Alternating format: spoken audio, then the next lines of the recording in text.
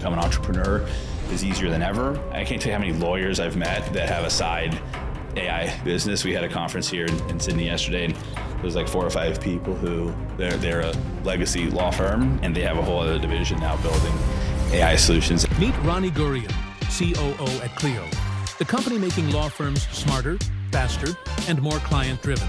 With leadership experience at Uber and Airbnb, he knows what it takes to scale global businesses. Today, he dives into how AI is boosting lawyer productivity and driving legal innovation. Like, what is your perspective of the threat or the opportunity for the industry as a whole, and what is Clio doing to support or partner or enable your customers? So how do we bring AI in to help them just be much more efficient and more productive? And then the question becomes, is it not going to affect the staffing of the industry? No one knows exactly how that's going to transpire, but I guess our belief is that. Incredibly excited to be joined by Ronnie Gurion, the Chief Operating Officer of Clio, which is one of the powerhouse legal tech firms that is dominating not just the US markets, but the EMEA and now Australian markets. Ronnie, thank you for coming all the way from California to join us on our podcast today. Yeah, great to be here. Thanks for having me. It's a pleasure to have you here. And legal tech and reg tech is something that's been on my mind recently, because it's been a sector that I see as is booming. There's a lot of interest, there's a lot of growth. So really keen to dive into a number of different areas of how Clio has built themselves to be such a powerhouse. But before we jump in, we were chatting before, you've been to Australia or coming to Australia for the last 20 years. Yeah. Australia is and I've been in Australia for 13 years. I love it. This is home for me now. But what would you say is the most unexpected, pleasant thing about doing business in Australia? Well, I'm just blown away by the country. Every time I come here, it's just such a modern, vibrant, dynamic environment. I think you guys are really among the most fortunate kind of countries to be in. I traveled around the world for personal and for work, and every time I come here, I just have so much admiration for the market here. I'd love to live here at some point in the future, but it's great to visit in the meantime. Yeah, I agree. I mean, the only problem with Australia, it's so far away. Yeah. It's my folks live over in Bermuda, and it takes me over 30 hours to get home. But I think the closest US airport's about 14 hours away. So yeah, it's a trek. Lots of jet lag when you come. You've had a really successful track record of growing and scaling go-to-market operational strategy teams for technology businesses. One of the questions that I've got for you, and I think about when it comes to international expansion, is how do you and how does Clio think about expanding internationally, and like what do you think needs to be in place for an organization to expand, and what was it that made Australia an attractive market for you to head into, I think 2 years ago? Yeah. Man, that's a good question. I think it's really different for different businesses, and I think I've seen examples of some companies that just kind of wake up and decide, hey, we're going to go international, and we're flush with money. And all of a sudden, I remember seeing some examples back in some, I won't name names, but some high flying companies that kind of petered out. But you go to their career site and you'd see that they're hiring country managers in like 50 different countries simultaneously. And it was just like, hey, we're going to put a few people in almost every market of moderate importance, and we're just going to kind of go for it. And that rarely works. And alternatively, you want to go fast enough and show some heft, because it's hard. It's hard to scale internationally when you're a US or North America based company, for example, and you want to go international. The key question, I think, is at what size and scale do you start to do that? Clio actually waited a fair bit before really going international. Most leading SaaS companies, you look at public SaaS companies, anywhere, well, there's a wide range, but I think the benchmarks show about 25 to 35, 40% of revenue for at least US public SaaS companies will come from international markets. And we were much less than that for a long time. We just had so much opportunity in the US and Canadian market. But over the last 4 years or so, we've really put more emphasis into EMEA, first of all, and then, like you said, about two and a half years ago, moving into Australia, but really APAC, but Australia as the hub for our APAC offices. Legal's a little bit different, but you have to know the nature of the business, obviously, because the nuances of the legal market and the regulations and the way that legal work gets done is not as extensible as some consumer apps or some more horizontal SaaS solutions where you can generally just take that product out into the world. So we had to be, very choiceful around where we go. But in Australia, it is one of the most tech adopted societies on the planet, if not I think number one in a lot of surveys. And in legal tech, that's very much the case. We see in our category, legal practice management, Australia has historically been really highly adopted, but we were just not focused on that market. So we knew there was a big opportunity to come to this market. It is a lot of adoption, but underserved from not a lot of competitors.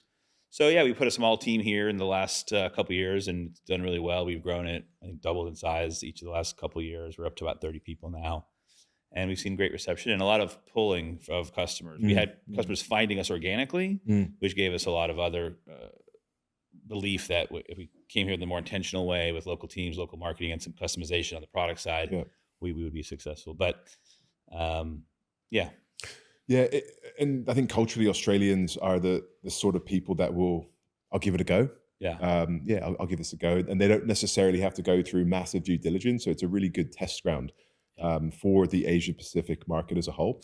And that was one of my questions, was it a push or pull? So it sounds like you were getting quite a lot of interest from Australian legal firms pulling you in here. And it was both. Clio has had a track record of a lot of success in North America, but we were getting to a certain scale, and I joined there about 4 years ago, where I kind of felt, hey, we need to diversify like any business, we have to diversify our paths to revenue. We can't be as single threaded as what's got us here to this stage. We were probably approaching, $150, $200 million of ARR. And so you're trying to grow that at a nice clip. You need to really think about how you get there. And in addition to continuing the success in North America, we started to say international expansion was one of a handful of levers that we really were quite intentional about. And it's one of the fastest growing parts of our business, international markets right now. We've really scaled EMEA, launched here in Australia. And we do have this organic pull. So that was the push where we said, hey, let's push into these markets in a more intentional way. Let's put teams on the ground. Let's put marketing effort. Let's build brand. Let's do all these things. But we also have pull because we have customers in about 120 countries that do come up and sign up on Clio. And so we look at where are the spikes coming from organically. And then that gives us good data to know, because we're a high velocity business, SMB, there's tens of thousands of customers. We can see which markets are showing that latent demand that we can go cultivate. And so we're kind of constantly looking at which markets make sense to go into next. And you said that last year alone, Clio hired about 500 people globally, which is an enormous number for the growth stage that you're at. What do you put that growth down to? Are we talking about just absolutely nailed product market fit? Are we talking about like regulations changing? Like, is there something in the market that is causing that growth? Is it a bit of both? There hasn't really been regulatory shifts. It's more of, the legal industry historically has been less tech adopting than other industries because it is a really SMB oriented business. In the US, for example, half of all lawyers work as solo practitioners for themselves. About 80% of the market works for firms that are 10 or less. So it's small businesses, and they're busy, right? They're trying to serve clients well and run the business and deal with staffing and deal with payroll. And they want to use tech sometimes, but it's just not as much of a priority. And so historically, it's been a little bit of a tech laggard. But what you see is, especially with AI now, there's just an increasing realization that if you're not adopting technology as a law firm, you are going to be not be left behind, but you're gonna struggle to compete. Most surveys talk about legal as being one of the top 2 or 3 industries that will be impacted by AI. And so there's a general trend in tech and legal industry to adopt technology. Spending on software is by far the fastest growing spend category for legal as a whole. It's just catch up effect, if you will. And then AI has kind of exacerbated in the last couple of years. And then, Clio has a ton of value. It's a pretty reasonable price point for really an entire system to run your law firm, from CRM, intake, all your case management, document management, billing, payments. So it's Yeah. it's the nerve center of the firm. Yeah. And I think people are just looking for a great solution that can fill that need and make their lives easier. And our reputation is kind of growing. The other thing is this referral network, because lawyers are pretty risk averse. They want to make sure they're using solutions that are really bespoke for the legal industry, because if they mess up, they can affect their licensure and their livelihood. So as we have established ourselves, there's this huge virality and referral aspect, and that's been another accelerant. I want to touch a little bit on go-to-market, the motion, the team that you've built and structured, and then also kind of tie that a little bit into the culture of the organization, because I think there is an interlink between the two. But what is the I guess what is your go-to-market motion? Is it like marketing-led, product-led, sales-led? It is primarily marketing and sales led, hand in hand. We have not done a lot of traditional product led growth, although we're starting to do more of that, especially as we get more multiple products.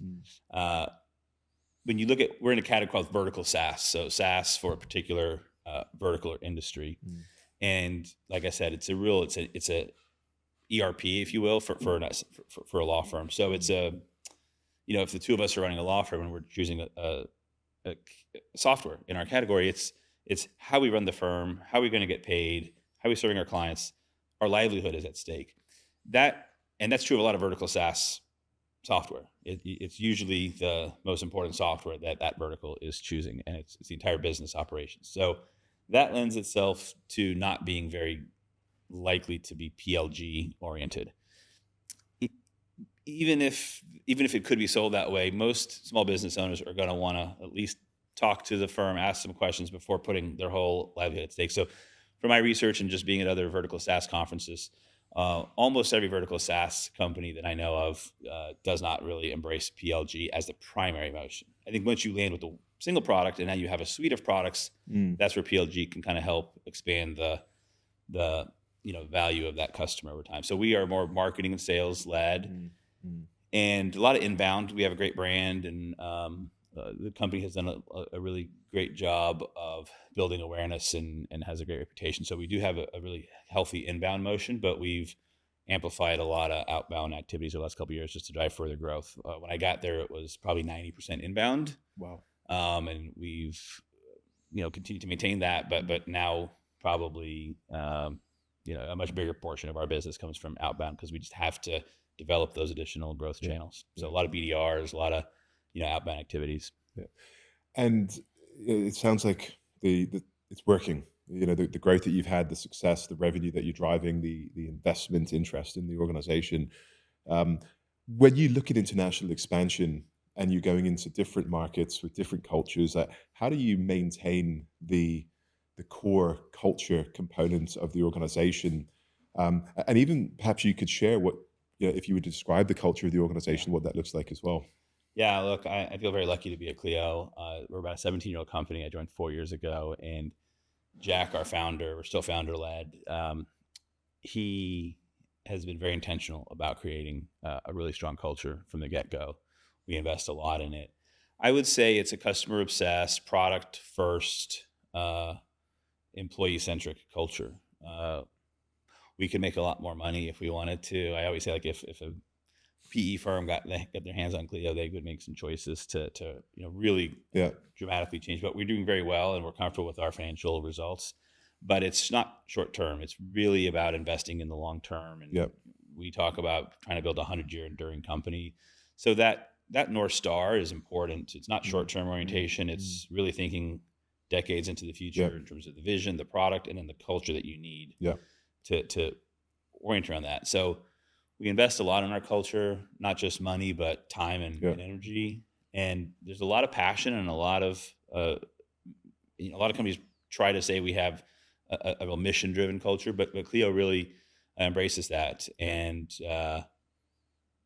as a result, I think we've got a very engaged employee culture. I think the other thing is growth. Growth helps things so much because you get most people will want to have opportunities to take on new assignments, new learnings, career progression. And when you come to a company where that's very much the path we're on, you see people who can get, multiple promotions, go from IC, BDR out of school to first-time manager to now leading a division to maybe being a country leader. And there's dozens or hundreds of those examples. So it's a really growth-oriented mindset, and we like to promote from within as much as we can. And the other thing I will say is we're really intentional about things like our compensation approach in terms of our bonus structures. How do we make sure that we're not creating self-interest? I think that's a culture killer. I've worked at a lot of companies that as they scale, now you have different business units, different leaders, different product lines, and do you create incentives where, okay, everybody has got very micro optimization and there's benefits to that. You can say, hey, this person's going to drive this particular part of the business the best if we really tightly metric them on their bonus, let's say on this. The counter to that is you can create this silo or internal friction culture. So the opposite approach is you kind of say, hey, we can manage that through KPIs or through, performance management. But from a compensation perspective, we're going to align more people towards a few company-wide objectives. So everybody's thinking and operating more like a CEO, more like senior executives towards a common output. And so that's kind of where we orient. So there's intentional decisions you think about that have major implications on the culture. Yeah, it's really interesting. And as you're talking there about culture and mission-driven and doing what's right, it takes me back my time at Datto.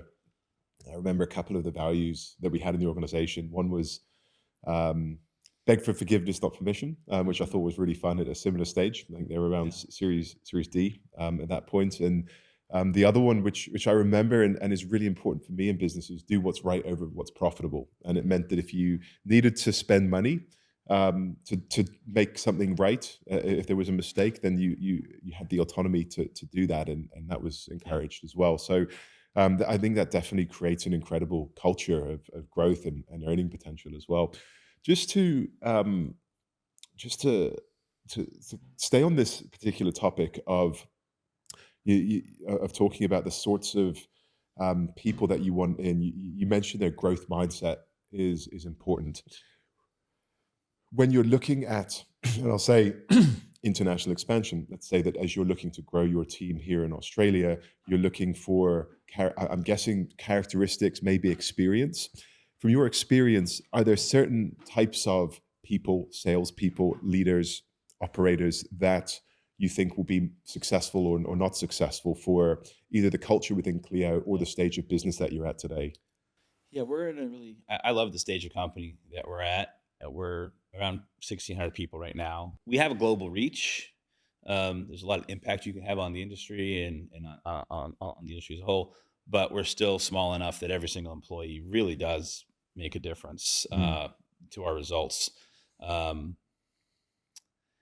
so what I look for when I hire leaders, and not just here, but even in other roles, because I've been at really hyper-scaling companies for most of my career, growing 50, 100% type situations, I look for people who have operated at scale, but really want to get their hands dirty.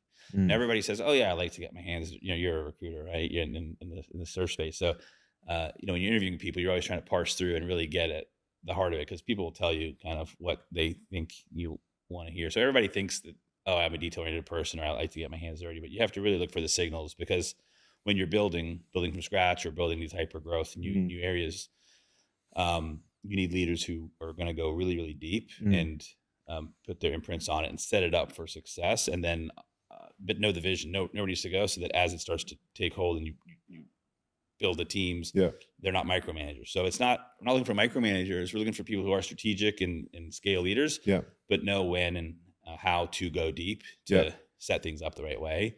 And it's in their DNA. And I think those are the leaders that create gold in my experience. How do you assess for that? Because you're right. Like, that is what you need. And everyone says that they do that, but very few can. Yeah. I think you pick it up when you start going into the details of their experience. How much detail do they give you about how things were set up? so people light up. And we give people case studies too. I think that's a good example. Generally, people really, some people go really, really deep and with a high degree of preparation and detail orientation and prep. I think those are good signals, but ultimately it's an art. You can't really assess it through a test or anything like that. But I think through experience, you can figure out who's a good talker or who knows how to kind of describe high level, maybe what happened at a company versus who really was in the throes of it and who gets energized by talking about how they might do that in your company and the role you're looking for. So it's a little bit more art than science, but I think there's pattern recognition and signals. And like I said, when I think about the best hires who've transformed parts of Clio and parts of companies that I've been in the past, they all have that characteristic. And do you look for people that have, you mentioned stage of business, they've scaled a business. So are you looking for the skill set of they're in the weeds, but they've got strategic, or do you need them to have particular experience in the same sector or same sort of like vertical SaaS? We generally historically have not focused that much on hiring from within the legal technology industry. Yeah. In our next iteration of our company, as we're moving into more AI-oriented solutions that are now not just in what we call the business of law, like how to run a law firm, but also using AI to say, okay, let's help lawyers actually draft documents, actually file cases, build arguments. So leveraging a lot of the data that exists in our legacy kind of vertical SaaS platform and combining it with new capabilities we've bought through this company called Vlex into actually using technology to practice law. That is changing the dynamics of the type of profile we need. And we need more people with legal backgrounds and legal technology backgrounds. But historically, I would say we have not said or felt that you need legal technology to be successful at Clio. We're more of a general software company in our legacy. And so we're really looking for, to go to market level. A lot of times it's some entry level folks for junior salespeople or SDRs or BDRs. And so there you may be looking for someone who has a couple years of experience at another SaaS company who is looking to join a company that's really scaling. And at the leadership level, I do think we look for people who have worked in vertical SaaS and bring that pattern recognition where we can find it, because there's a lot of playbooks and a lot of similar things that we're trying to execute on in terms of going multi-product, going international, and then also just the expansion piece of it. We bring in many thousands of new logos a year. And as we've gotten bigger and gotten a much more broad product portfolio, going back to the base and upselling and cross-selling has become a major growth factor for us. So people who come from companies with that sort of scale and that sort of historical growth trajectory, and they bring that experience to help figure out how we can bring that to Clio is what we look for. Yeah. I want to touch a little bit on AI. You mentioned it, and I've heard this as well. One of the major verticals or sectors being impacted by AI is the legal sector, and the amount of people that go on and ask ChatGPT some legal questions and think that's going to replace the lawyer. Yeah, there's always a place, in my opinion, for professional services that know what they're doing as opposed to just purely AI. But I think it is a threat. What is your perspective of the threat or the opportunity for the industry as a whole, and what is Clio doing to support or partner or enable your customers? Yeah. Well, we're using AI in lots of different ways. So first of all, our customer is the legal professionals, we're not a consumer-oriented legal technology company. There are certainly some of those, but we're really a B2B company. So we service lawyers and paralegals and their office staff. And so how do we bring AI in to help them just be much more efficient and more productive? And if you think about the administrative burden that exists, it's a very paper-based and a very specific profession, a lot of deadlines, a lot of procedures, a lot of documents and forms and things of that nature. So it's a perfect example where AI can really help streamline and allow a lawyer to be spending much more of his or her time on higher value tasks. So we've launched a series of AI assistants to sit on top of our core platform that will really be almost like an extension of that lawyer's practice, and they can do intake more seamlessly. They can do billing. Billing is a real big pain for a lot of lawyers to have to chase through. They don't have billing departments if you're an SMB. As you scale, obviously they have more proper billing departments, but for small lawyers, it's something that they have to do. And so AI can seamlessly kind of prepare and automate a lot of the time and entries into bills that they can then review and approve. So we're bringing a lot of AI capabilities just to help the efficiency and allow and free up time for lawyers. Then the question becomes, well, is it not going to affect the staffing of the industry? Is there going to be less of a need for junior lawyers because a lot of this work, a lot of the more mundane or more entry level parts of legal apprenticeship and legal training are going to get done by AI?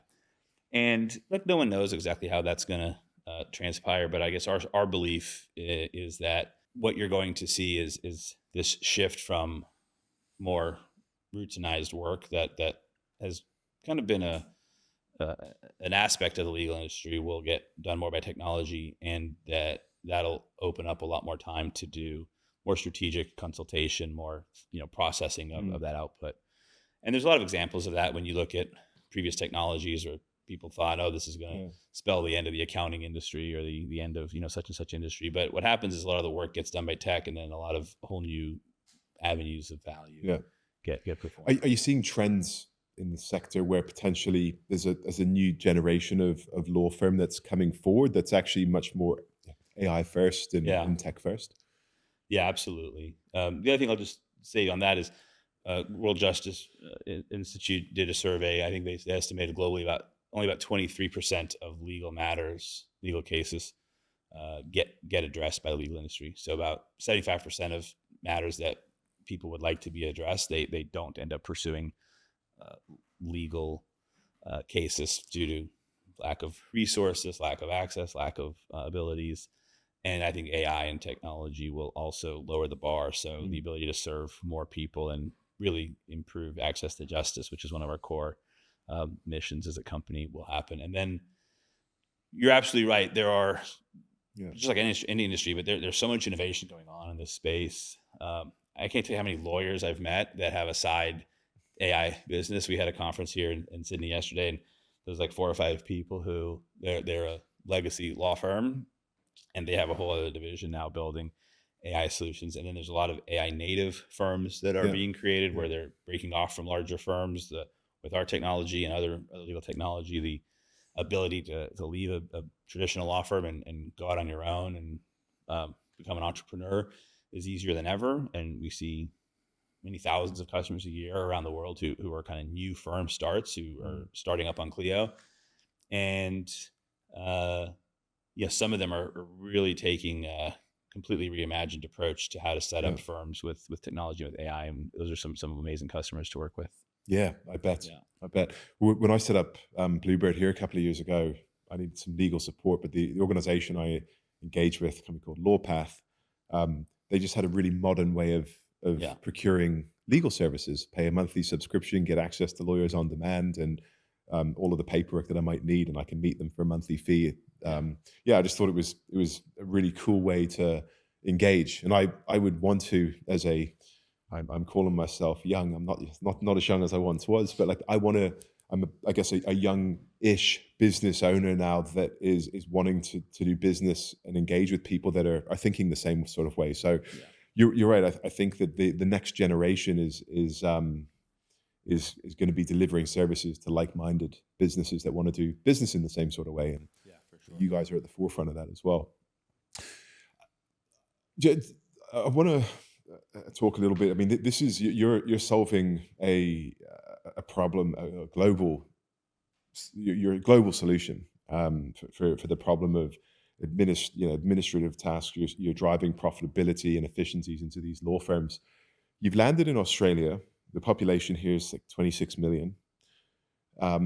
Some businesses that are entering Asia Pacific land in Singapore, and the population of Asia is billions as opposed to a few million. Like, what's the rationale for Australia versus Singapore? And do you have intentions of going to the ASEAN market or further? A lot of what we offer, I think, is extensible to any country's legal industry. How do you track cases, store documents, workflows, time tracking, billing, those sorts of things. But there are nuances in the legal industry, country by country. And so we look at kind of the US and kind of Commonwealth countries as having the highest degree of similarity that makes those natural focus areas or concentration areas for where we have the highest likelihood of success, or other markets that do a lot of international law and are comfortable doing a lot of the work in English. So you think about South Africa, Dubai, Middle East, the Nordics, things of that nature.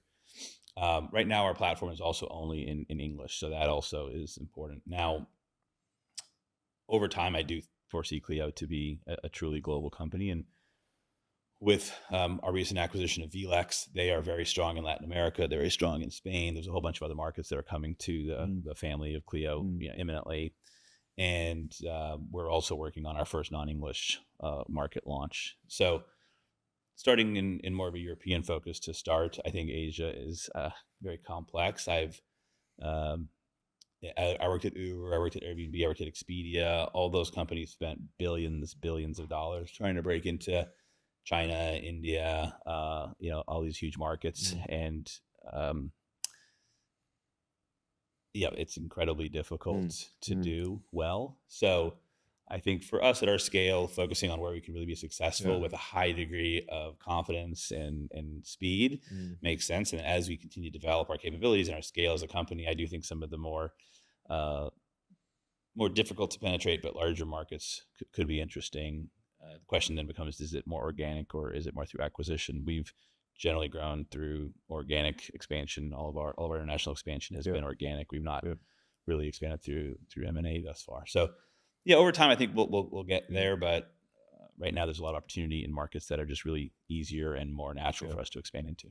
We did a piece of research with probably 10 or 12 APAC SaaS operators about a year ago and touched on this topic as well. Yeah. And one of the things that was interesting about the Australian market in particular, that it's a very, very, very SMB-centric country. Yeah. So the majority of businesses are small businesses, just the way the geography is spread out. It's a relatively new country as well. And there's very few enterprise organizations here. So what we noticed as part of this research, that this is a sweeping sort of observation, that if you're an enterprise organization, your TAM and your SAM is far greater in Asia. There's a lot more larger organizations over there to go after. But if you're an SMB, kind of velocity type SaaS firm, there's an incredible opportunity here. And actually you may drive significant revenue and growth just in Australia as well. And the other thing we apply into our international view is the legal industry is not uniform. It's not like if you're in a lot of industries where it kind of just correlates to the GDP or the population, but there are massive differences in lawyers per capita, in litigiousness, or likelihood of filing cases. So Brazil, for instance, is the most litigious country, I think, in the world. Maybe second only to the US. Wow. But you might have two countries that have the same population, but the size of the legal market will actually be radically different based on how many lawyers there are, how much people sue and file cases. And so that's another overlay, and it's just unique to being a very vertical specific industry. A lot of the listeners of our podcast are Australian SaaS companies looking to go international. We have quite a few US firms looking to come internationally as well. As someone that's scaled multiple organizations internationally, what advice would you give to founders who are looking to scale internationally for the first time? Yeah, I think this kind of gets back to something I mentioned earlier, which is this whole question of how broad do you go versus how focused do you go? And look, I think it depends on how much capital you have, what's the nature of your industry, is it a winner take all, is the industry and the market opportunity getting taken in real time, and you need to go with speed over all else, which is pretty uncommon. But I think about like Uber when I was there, where you kind of have a true marketplace and a brand that's going to get built.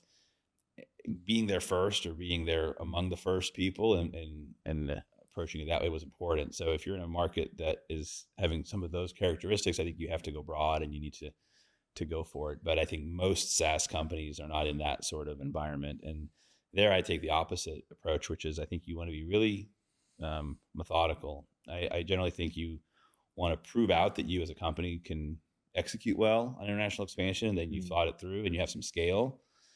And then it becomes much easier to then start to write those additional checks and say, okay, now let's go for this next cohort of countries or these next cohort of countries. So I would say, pick a few countries. Don't try to go too broad unless you're in an environment like I described earlier. And the other thing that I think Clio learned is a lot of companies will say, hey, we're just going to put sales and marketing and maybe a customer success person or two, and everything else is going to be done back at HQ, wherever that may be. And I think if you really want to serve customers well, and there are local nuances to the offering, and legal is a market like that, where the laws and some of the practices and some of the legal regulations in Australia are different than New Zealand or different than England, et cetera. So we put like full stack teams in a lot of our markets, the key markets, where we have not just our go-to-market teams, but we have local designers, local product, local engineers in UK, for instance, in Dublin, and in Australia. And that allows us to just really build and optimize what it takes to really work with customers and win. Because it's too hard to do that from HQ and have them really understand the nuances of all the global feedback. So I think make that investment in a few markets, go in there with real intentionality, put in the necessary functions to succeed. And then once you've proven that out, I think it's much easier to know how to playbook that out and start to go much bigger. So that's what I would personally recommend. And another question, we talked a little bit about AI within the platform, and enabling your customers to drive value in their business with technology. How do you, as the business is scaling, as a COO of a 1,600 person organization, keep a continuous feedback loop between what's happening on the field, what's happening in the executive team, and with all of the noise being thrown at everyone from AI, and I call it shiny toys that distract people? How do you sift through what's important, what's not, to make sure that you are at the forefront of the meaningful product innovations for your business, but also your go-to-market motion? A lot of what I focus on whenever I've taken a new job is kind of what's the business cadence. So how do we really want to run the operations of the business? What weekly meetings, what monthly meetings, what quarterly meetings, what data, what reports, who's involved? Simple things like running a monthly business review. Okay, well, what are we actually going to talk about in that monthly business review? And who all is in it? How cross-functional do you want to make it? Well, how do you slice and dice the business up? Is the MBR at the regional level, or is, how do you kind of think through those things? And those are essential, because that's really the mechanism, one of the main mechanisms by which you're signaling to the company what's important, how we want to operate, what the priorities are, how urgent are we, what's the feedback loop. And so we're constantly iterating on that. And as we evolve, we're constantly changing that. We've experimented with a weekly business review. Famously, Amazon was one of the leaders. There's books written about it. We did that for a while. We've kind of paused that. We felt it was a little bit too much of a burden, but we're constantly tinkering with that. And I think that is one way. Now that's through meeting cadence and those sorts of things. And then there's how much, what sort of data expectations do you have in terms of weekly reports and monthly reports, and who has access to that? So how do you create a really, and there's so much data now that it becomes overwhelming. And so how do you really figure out which ones are kind of the elevated cadences and operating norms of the company, where everybody's looking at data consistency? Certain reports are viewed as kind of the source of truth, and that way we have that common feedback loop, and we're all understanding the realities of the business as much as possible, or we're hearing it in the right meetings in the first time. There is a lot of noise, and you just, I'm constantly telling people, hey, relax. We just launched a product last week.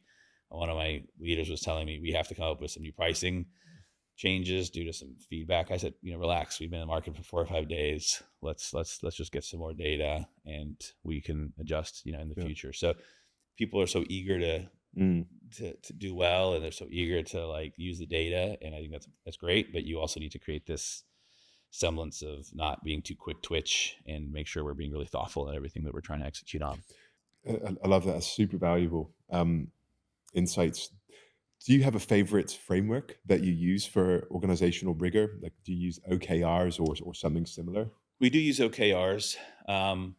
We rolled them out several years ago, and one of the things that we learned, because the company had tried OKRs prior, earlier in its maturation, and we kind of brought them back about 3 years ago. And we did a lot of company training, because it's easy to kind of tell people go write OKRs, but to do it well and to create common norms around it. And we're still struggling with this because you have new people coming on board and they weren't part of the training. So how to write OKRs effectively? What do we expect in terms of level of ambition? Some companies kind of set OKRs where they expect to hit kind of 100%. So they're kind of like, this is what we're expecting. Others, and this is more typical, use OKRs to create ambitious targets where you're expecting to hit about 70%, 60 to 70%. If you don't have that common understanding established, you're kind of getting mishmash of things. So how do you set the norms, set the training, and then constantly reiterate that? So we do use OKRs. I'm a big believer in MBRs, really thoughtful MBRs. A lot of people will say, we're taking 2 days every month to go through this. It's so much time and effort. But if we don't do it, then it's chaos. Everybody's got their own sliver of context or lack of context. And we're all just kind of running around doing the best we can without that ability to come together and really align on how things are going in different parts of the business, where we want to go bigger, where we want to make course corrections. How do we amplify things? Super valuable. And as you're talking, I just think I need to introduce a lot of this to my own business, because it's so hectic. Even we're tiny, but just the chaos is real. Ronnie, super grateful for your time. Incredibly valuable. I've taken away some personal nuggets, and I know that our audience will be getting a lot of value out of this as well. Any final thoughts that you'd like to share from your own experience? Any tips that you would offer to anyone that's looking at a high growth business, international expansion, that you could share? Well, I know a lot of people are listening to your podcasts around their own personal journeys and career progressions and things of that nature. And I would just say one tip I tell a lot of my friends who are looking for jobs is you really want to treat it like a full-time job, because too often people are just reactive. Hey, this company pinged me, or I'm looking for a job, and I have this interview lined up, so I'm just going to see where this goes. And my advice is always, look, this is your whole future. You're going to go spend 2, 3, 4, 10 years, and the future direction of your career is going to be based on what company you choose. So try to really maximize your breadth of conversations. Try to have multiple things going at one time if you're in the market. And then really think about the company. It's more important than, is this company paying me 5% more or 5% less? That's going to not matter. It's about, are you joining a growth company, a leader, someone who's really investing, and is it a healthy business? Really do everything you can to understand the real fundamentals of the business. Because if you are lucky enough to join a high growth business, not only will you make more money and have more growth opportunities in your current career, but companies like to recruit people from other successful companies, and it'll just open up a lot of more significant opportunities. So one great company that you're able to join can really have a massive impact on your whole career. And people need to really think about that with the right level of focus when they're choosing their career, not just a paycheck. It's really, how do I set myself up for the maximum amount of potential opportunities? So that'd be one advice I give my kids and other people I know who are kind of in the job market. Yeah, very, very strong advice. And I see the opposite a lot. People just throwing CVs at every single company and not really knowing what they're doing. And you're right. This is a meaningful contribution to your life, where you're going to spend a lot of the time. And in order to be happy, there needs to be a cultural fit and an alignment in value systems as well. For sure. Yeah. Ronnie, if anyone wants to learn more about Clio or connect with you directly, how can they do that? Well, come to Clio.com. There's a lot of information about Clio out there on our pages and social media. We're a very transparent company, and so it's a great way to learn about us. But if you have any ways I can help, feel free to ping me on LinkedIn, and happy to connect with folks, see if I can help. Awesome. Thanks. All right. Thank you.